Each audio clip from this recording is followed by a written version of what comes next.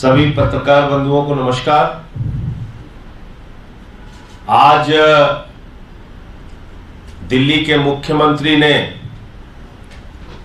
Media के सामने तमाम साक्ष्य रखकर, तमाम प्रमाण रखकर यह साफ तौर पे बताया कि दरअसल शराब घोटाला तो बहाना है और सरकार को गिराने का इरादा है।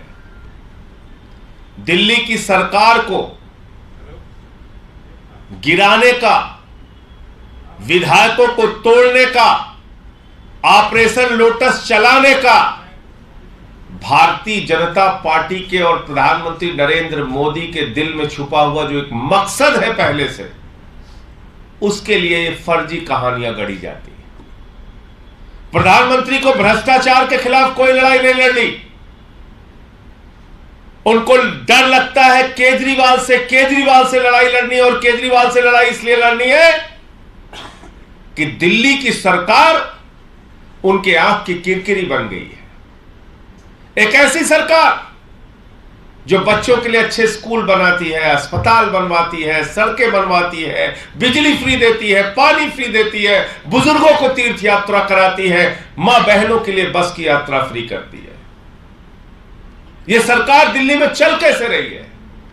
इस सरकार को गिराओ, ऑपरेशन लोटस चलाओ। पहले विधायकों को खरीदने की कोशिश की, फिर हमारे दो मंत्रियों को, मनीष सिसोदिया जी को, सत्येंद्र जैन जी को जेल में डाल दिया। कहीं से कोई सफलता नहीं मिल रही है, तो अब अरविंद केजरीवाल को गिरफ्तार करने की एक बड़ी साजिश है, और इस साजिश के पीछे एकमात्र मकसद है सरकार को गिराना। दिल्ली की सरकार को किसी भी तरीके से गिराओ, क्योंकि अरविंद केजरीवाल के अच्छे कामों की चर्चा, दिल्ली सरकार के अच्छे कामों की चर्चा, स्वास्थ्य के, शिक्षा के मॉडल की, बिजली के, पानी के मॉडल की चर्चा पूरे देश में हो रही है। तो कैसे हो रही है? तो इस सरकार को गिराने का एक मकसद है। और कैसे है? आपको याद होगा 40 विधायकों पे फर्जी मुकदमे किए, सुंगलू कमेटी की जांच कराई, पहले भी एक बार सीबीआई का छापा केजरीवाल जी के दफ्तर पे मारा। कब से प्रयास में लगे हुए हैं, थक गए, हार गए, परेशान हो गए, सब कुछ करके देख लिया, तो बोले अब एक ही शख्स बचा हुआ है जिसको सपने में देख के मोदी जी चौंक के उठ जाते हैं, उसका नाम है अरविंद केजरीवाल। अब उसको गिरफ्तार करो, उसको जेल में डालो। शराब घोटाला, भ्रष्टाचार, पहली बात तो इसमें कुछ है ही नहीं। आज पूरे प्रमाण सामने रखा केजरीवाल जी ने। कहा मनीष सिसोदिया ने 14 फोन तोड़ दिए, 14 फोन जिंदा है, 5 फोन खुद ईडी सीबीआई के पास है। 6 लोग अपने बयान बदल चुके हैं कि गन पॉइंट पे उनसे बयान लिया जा रहा है। मेरा नाम झूठे तरीके से डाल दिया चार्जशीट में। तो मन गढ़ंत झूठे आरोप लगाकर अरविंद केजरीवाल को बदनाम करने की कोशिश है। भ्रष्टाचार से तो कोई परहेज ही नहीं है मोदी जी को। अभी तक तो केजरीवाल जी ने बताया दिल्ली की विधानसभा में कि नरेंद्र मोदी जी ने लाखों करोड़ रुपए का काला धन अपने दोस्त अडानी की कंपनी में लगाया है। यह दिल्ली की विधानसभा में बोला उन्होंने। और अब 4 राज्यों के राज्यपाल जो रह चुके हैं सतपाल मलिक जी, 4 राज्यों के राज्यपाल, बीजेपी के वरिष्ठ नेता थे, बाद में राज्यपाल हुए, मेघालय के, बिहार के, जम्मू कश्मीर के, गोवा के। वो क्या कह रहे हैं प्रधानमंत्री के बारे में सुनिए कि देश के प्रधानमंत्री किस तरीके से भ्रष्टाचार को बढ़ावा देने का काम करते हैं। सुनिए ध्यान से। प्रधानमंत्री जी को करप्शन से कोई बहुत नफरत नहीं है, और उसका बड़ा सबूत है कि मैंने गोवा में उनको शिकायत की कि ये करप्शन हो रहा है, लो लेवल करप्शन हो रहा है। तो उन्होंने मुझे तीसरे दिन खुद फोन करके कहा, सतपाल भाई आपकी जानकारी गलत है। तो आपने किससे मालूम किया? उन्होंने कहा कि मैंने फला आदमी से मालूम किया। मैंने कहा ये तो खुद चीफ मिनिस्टर के घर में बैठ के पैसे ले रहा है और अल्टीमेटली 1 हफ्ते में मेरा ट्रांसफर वहां से कर दिया, तो मैं कैसे मानूं कि करप्शन के खिलाफ। तो आप सुन रहे हैं, सतपाल मलिक जी कह रहे हैं कि प्रधानमंत्री करप्शन के खिलाफ नहीं है, बल्कि गोवा के सीएम की उन्होंने शिकायत की तो एक दलाल से पूछकर उन्होंने सतपाल मलिक को फोन किया कि आपकी जानकारी गलत थी। यह है देश के प्रधानमंत्री का चरित्र।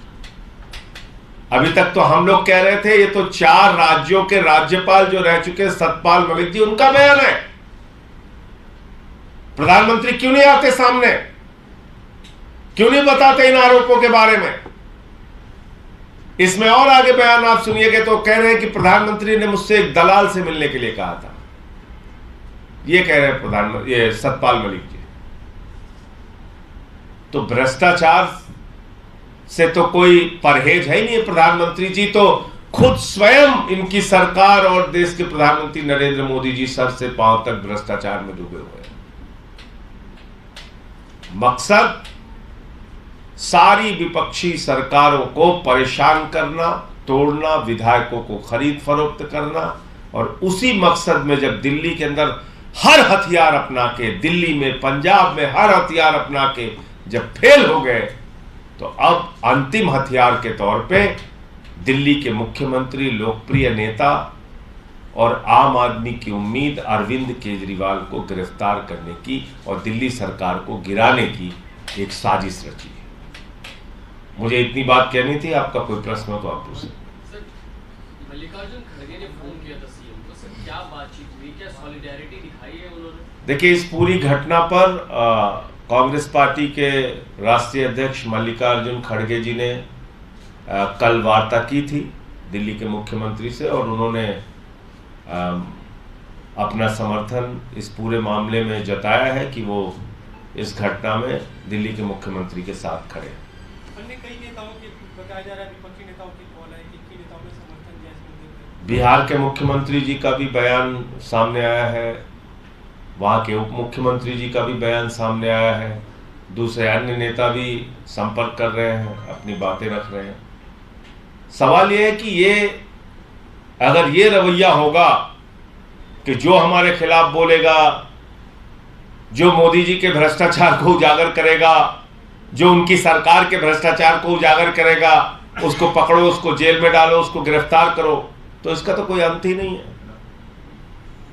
इसका तो कोई अंत नहीं है। तो इसलिए मैंने आपसे कहा कि दिल्ली की सरकार को गिराने के जितने प्रयोग थे, सारे के सारे प्रयोग असफल हो गए।